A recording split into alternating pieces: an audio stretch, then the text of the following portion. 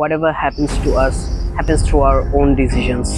কারণ আমরা স্বাভাবিকভাবে কখনো কোনো জিনিসের যদি দাম কম দেই, কোনো একটা সিদ্ধান্তে আমরা যদি কম দাম দেই বা কোনো একটা কাজের প্রতি আমরা যদি কম দাম দিই, স্বাভাবিকভাবে আমরা অনেক হেলামি, তারপর অনেক পরিমাণে আলসেমি দেখাই। আমি নিজেও অনেক আলসেমি দেখেছি, আমি অস্বীকার যাব না।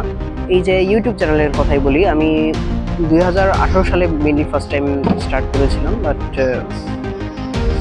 কখনো হয়নি, মানে হেলামি ঢিলামি প্লাস পরীক্ষা টরীক্ষা, এরপর ফ্যামিলি বিষয় অথবা এই ফোন ইন্টারনেট। আমার বাসায় আবার ওয়াইফাই। ও বিলিভ মি, একটা বাসা যেখানে ওয়াইফাই নেই 2020তেও, মানে করোনার টাইমে, যে সময় করোনা চলেছিল ওই টাইমে। তো 2018 সালে আমি যদি ইউটিউবটা কন্টিনিউয়াস রাখতে পারতাম, কোনো টাইপের হেলামি যদি না করতাম, যদিও হেলামির পাশাপাশি ভাগ্যের অনেক খেলা ছিল, তারপরও যদি 2018তে যে কন্টিনিউ করেছিলাম, মানে স্টার্ট করেছিলাম, ওটা যদি কন্টিনিউয়াস রাখতে পারতাম, তাহলে এতদিনে ভালো কিছু একটা হতে পারতাম। কারণ তখন অনেক সঙ্গী সাথী ছিল। এখন আমার স্বাভাবিকভাবে কোনো পার্টনার নেই যার সাথে মিলে আমি অনেক কিছু তৈরি করতে, অ্যাক্টিং বেসড কন্টেন্ট বানাতে চাই, বাট অ্যাজ ইউজুয়াল আমি একা আছি বলে অ্যাক্টিং বেসড এখন বানাতে পারছি না। তবে শীঘ্রই আমি ভাইন্স আনতে চাচ্ছি, ইনশাল্লাহ আনবো।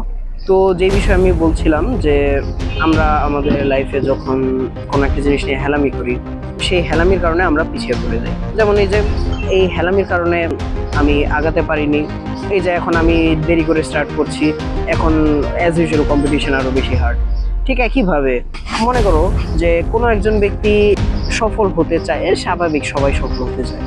এখন সে সফল হওয়ার জন্য কোনো স্কিল শিখলো না, কোনো কাজ করলো না, জাস্ট এরকম ভাবলো যে আমি তো পড়াশোনা করছি, সো আমার যে পড়াশোনাটা করছি, এত কষ্ট করছি এটার পেছনে, এটা দিয়ে আমার হয়ে যাবে। বাট ভাই, হয় না আসলে। আমি একবার একটা ছোট জবের ইন্টারভিউ দিতে গিয়েছিলাম, জাস্ট 10,500 টাকা মাসিক স্যালারি মাত্র।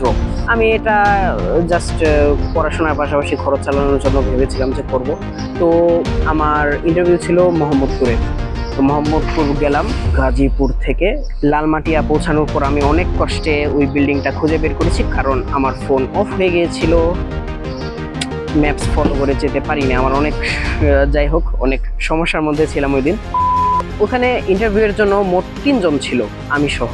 আমি ছিলাম এইচএসসি স্টুডেন্ট রানিং, আর বাকি যে 2 জন ছিল তারা ছিল একজন ডিগ্রির আর একজন মাস্টার্সের, তাও কমপ্লিট করা। আমি দেখলাম যে আমার জন্য ভাই অনেক বেশি হার্ড হয়ে গেল, আমার জন্য অনেক টাফ হয়ে গেল। আমি মাস্টার্স আর ডিগ্রির স্টুডেন্টদেরকে টক্কর দিব।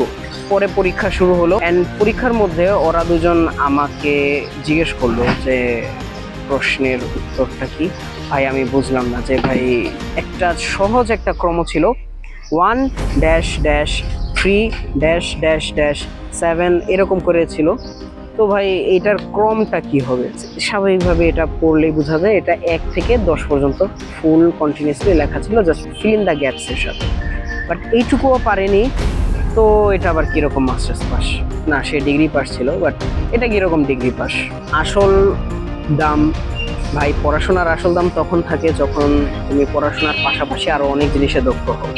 যদি তুমি পড়ার পেছনে সময় দিতে দিতে একদম সামাজিকতা, সামাজিক লাইফ প্লাস আইকিউ, ইন্টেলিজেন্স এসব যদি তুমি বিসর্জন দিয়ে দাও, শেষ। ওই ব্যক্তিটা যদি চেষ্টা করতো, যদি সে পড়াশোনার পাশাপাশি সাধারণ জ্ঞানটাকেও একটু যদি চর্চায় রাখতো, তাহলে অবভিয়াসলি সে অ্যাটলিস্ট 1 থেকে 10 হবে, এটা এইটুকু পারতো। আমাদের লাইফে যা হয় তার পেছনে আমাদেরই সিদ্ধান্ত থাকে। যেমন এই যে আমি এখন এই জায়গায় দাঁড়িয়ে আছি, এটাও আমার সিদ্ধান্তের কারণেই দাঁড়িয়ে আছি। না না না না, মানে আমি বাসা থেকে বের হয়ে এখানে দাঁড়িয়ে ভিডিও তুলবো এই সিদ্ধান্তের কারণে না, অনেক বড় সিদ্ধান্ত আছে, পার্সোনাল ব্যাপার। আমরা অ্যাকচুয়ালি অনেক স্মার্ট, আমরা সব জানি, কিন্তু সমস্যা হচ্ছে আমরা কেউ পালন করি না। সো আমরা যে শুধুমাত্র ভাবনার জগতেই বিরাট বড় একটা জ্ঞানী হয়ে থাকবো, এটাতে আসলে কোনো অর্জন নেই। আমরা সেটাকে অর্জন বলতে পারবো যখন আমরা যেটা জানি সেটা পালন করতে পারি। That's why I said, whatever happens to us happens through our own decisions.